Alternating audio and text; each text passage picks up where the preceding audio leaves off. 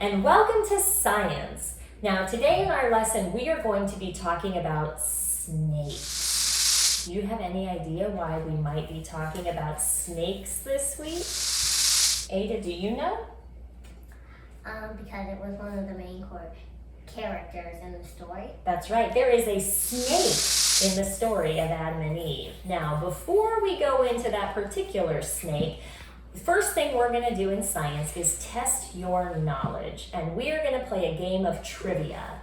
So what we're going to do, I'm going to show you a picture of a snake, and I'm going to give you some information about this snake, and I want to see if you know what snake this is. You ready? So let's get a picture up now. Now I want you to look at this snake, and let me tell you, it is a venomous snake. That means it's poisonous. It is red or copper and brown on a light tan background.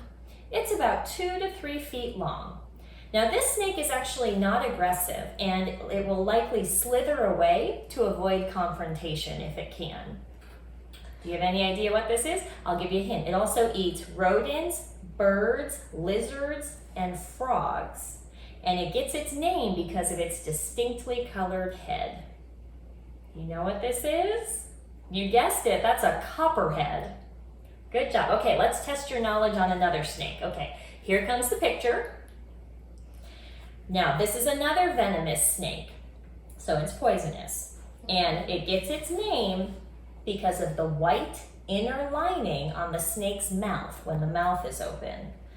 It's dark brown or it's gray in color. It's about 3 to 4 feet long. And like the copperhead, it's not an aggressive snake. It'll usually try to slither away to avoid a confrontation. And it likes to live near the water, and it eats fish, frogs, and other snakes. You know what this one is? This is a cottonmouth. Good I've one. never heard of a cottonmouth. Here comes our third snake. Okay, so this one is also a venomous snake. It's poisonous. It has a series of black, yellow, and red bands that circle around its whole body. And you'll notice there's no red on the head or the tail. These areas are only yellow or black. They're about 1.5 to 2.5 feet long. These are also not aggressive snakes. Now these particular snakes live under boards or large stones. And they live here on purpose. They live here because this is where other snakes can usually be found. And this snake eats almost exclusively other snakes. Do you know what this one is? It's a coral snake. Very good. Okay, here's our last snake. This is the last one. So this snake is non-venomous. It is not a poisonous snake. Young snakes like this kind are patterned with brown blotches on a gray background. And as they get bigger, they get darker really quickly until they're almost black. They're one of the largest snakes. They can grow to be 3 feet to 6 feet long. The record snake is 8 feet 5 inches long, which makes it the official longest snake in North America. It can weigh up to 5 pounds. Now, because this is not a poisonous snake, this snake is actually food for many animals, including humans. It's mostly eaten by people and also by large birds of prey, especially red-tailed hawks. So if this snake feels scared or startled, the way that they protect themselves is they will freeze and wrinkle themselves up into a series of kinks, and they vibrate their tail and pretend to be a rattlesnake. And the other thing they can do is produce a really bad smelling musk that they release on their predators, kind of like a skunk. This snake is also a very, very popular pet. It can live in all kinds of habitats, from the Rocky Mountains all the way to flat farmland. But they are excellent climbers, and they like to spend most of their time in trees. Any idea what this snake is? It's the Texas rat snake. Well, thank you so much for playing trivia. I learned a lot about snakes playing that game, and I hope you did too. Now for our next part of our science lesson, we are going to do some experiments. But before we get started, we need to talk about our senses. Does anybody know what our senses are? I'll give you a hint. We have 5 of them. Can you name them? Sight. Sight. Hearing. Hearing. Smell. Smell. Taste. Taste. Touch. Touch. Very good. 5 senses. And to help us remember our senses, I wrote them down. So we can go back and check to remember and make sure we talk about them all. I did. Let's get that to stand. Perfect. Now, does everybody have all 5 senses? Can everybody see? Well, most people can. Most people, but not everyone. Some people can see, but then they get blind. Or they're born blind. That's true. Some people are blind. What about, can everybody hear? No, it's called deaf. That's right. So not everybody can hear. Not everybody can see. And maybe if you're sick, it's hard to smell or to taste because you're a bit congested. Yeah, but usually you can't lose them. Right. It's not really that common. Yeah. But our senses are really important because our senses help us to experience the world around us. Now, we know what our senses are like being a person, but part of what we're going to learn about today is what its senses are like if you're a snake. Now, for this, I'm going to need a volunteer. Oh, well, who's this coming along to help us? I love him. Let's call you Sammy the Snake. Hello, Sammy. You are a lovely snake. This is Sammy. He's a member of our family, the avocado snake. Now, Sammy, thank you for volunteering. I'd like you to take a look at the camera, Sammy. Yeah, can you show him your pretty eyeballs? Yeah, there's Sammy the snake. Now, Sammy, I want you to do a trick. Can you show us what you look like when you are wide awake? Very good. That looks pretty good, Sammy. Now, Sammy, show us what it looks like when you're sound asleep. Ah, Sammy's eyes are wide open. Can you even tell he's sleeping? It's like with fish. They sleep with their eyes open. That's right. Snakes do not have eyelids, so they never close their eyes. When they're awake or when they're asleep, their eyes are always open because they don't have eyelids. That is a difference from people. I'm looking at you. Now, snakes are also a little different. Let's see here. So we talked about the eyes, that's sight. But where are its ears? Where are its ears? He doesn't have any. What? By Jove. Now, but Sammy, how can you hear us? How can snakes hear? Well, first let's talk about how people hear. And the way you can test is I want you to do this experiment with me. Take your hands and put them on your throat. You can do this with one hand if you want. Put your hand on your throat and I want you to go in your deepest voice, hello. Hello. That's hard. Can you feel your throat vibrating? It's like it kind of goes like this a little bit. It kind of feels like when, so if you have a baby in your family, then you would have a baby chair, and some of them vibrate, so it would feel like if you touched one of those baby chairs that vibrate. That's right. Now another way is, I want you to do this. Put your hand in front of your mouth and go, da, da, da, da, da. Do you feel those pulses of air? That's also a vibration. Now if you're a snake, you can't hear, but you can feel those vibrations. Now here's an example. I want you to come and take a look. Here's Sammy the snake, right? He's on the ground. And I'm going to show you an example with this glass of water. Now, if I come walking by, I want you to see what happens to the glass of water when my footsteps hit the table.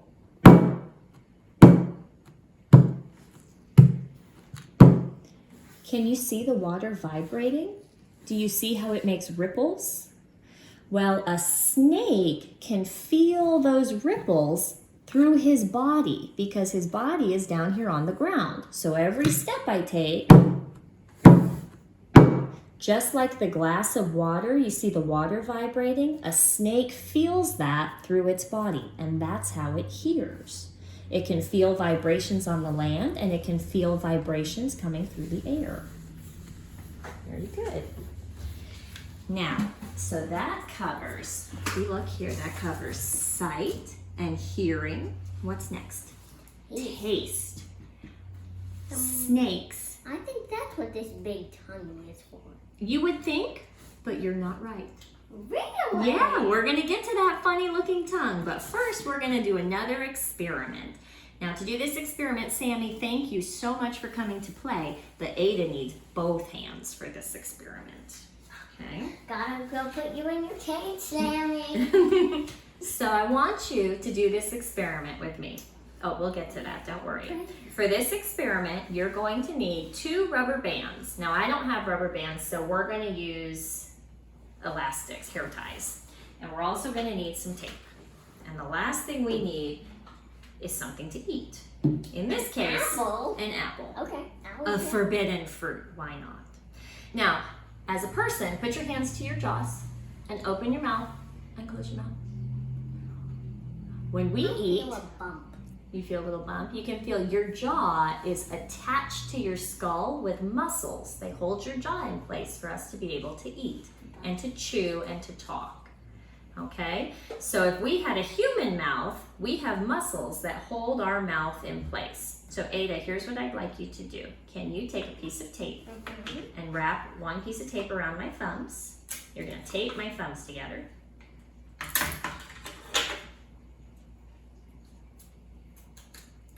And then I want you to wrap a piece of tape around my pinkies and tape my pinkies together. That's uncomfortable.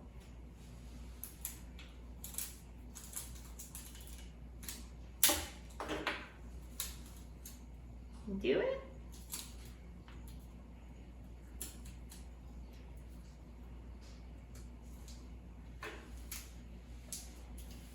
Good job. And this is what my human mouth looks like. I have muscles that hold my jaw in place so I can talk and chew. Now I want to eat this apple. It looks so good.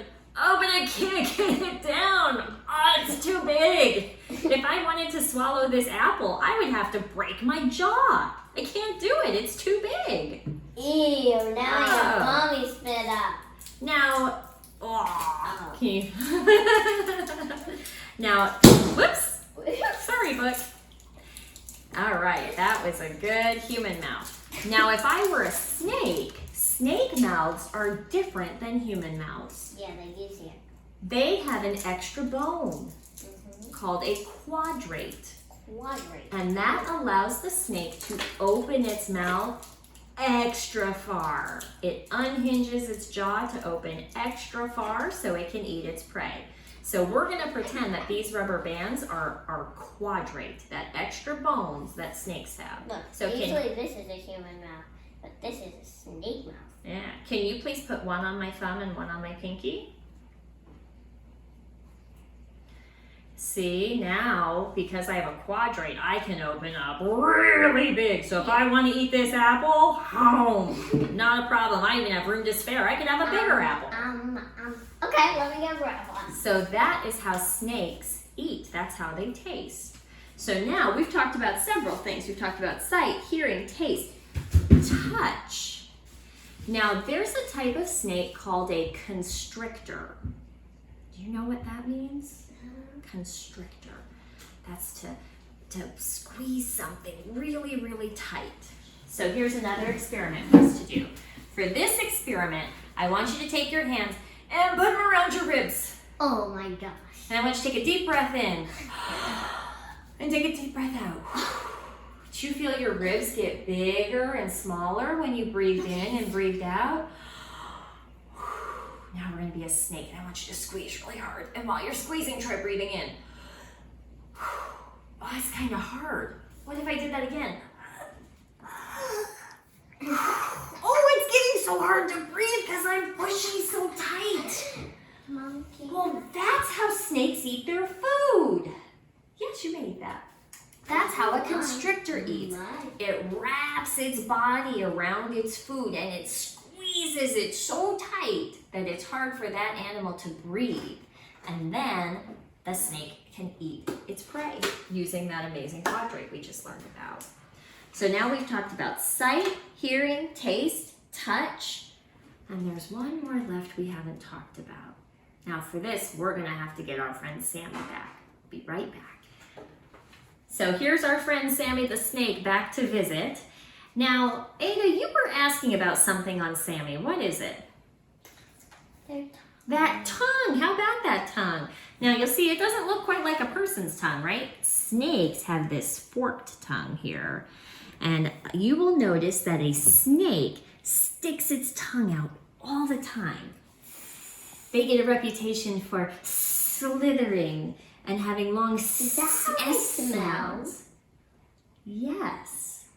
So the snake sticks his tongue out like this, and his tongue will pick up dust particles or chemicals or things in the ground, on the ground or in the air. Sounds super gross. I do not And want to be a snake. a snake actually has 2 holes right above its tongue. So while it sticks its tongue out, it kind of flicks those dust particles or chemicals up by those holes, and that's how it experiences smell. So it actually uses its tongue to Your smell. hand smells bad. You need a shower. So, thank you very much, everyone, for attending our lesson today, for learning all about snakes.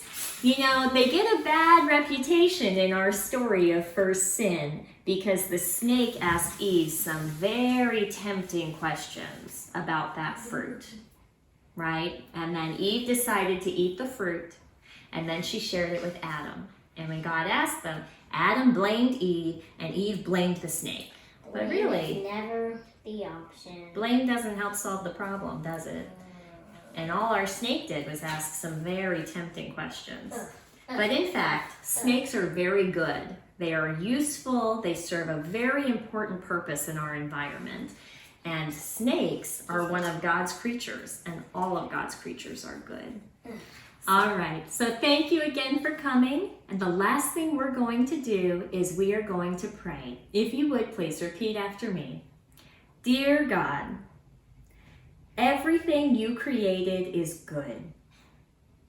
We love our 5 senses. Help us to use our senses to learn more about this world. Help us to thank you for our sight, our hearing, our smelling, our sense of touch, and our sense of taste. Help us to see you in everything, especially in things that are very different from us. This will help us love and take care of everything you made. Amen.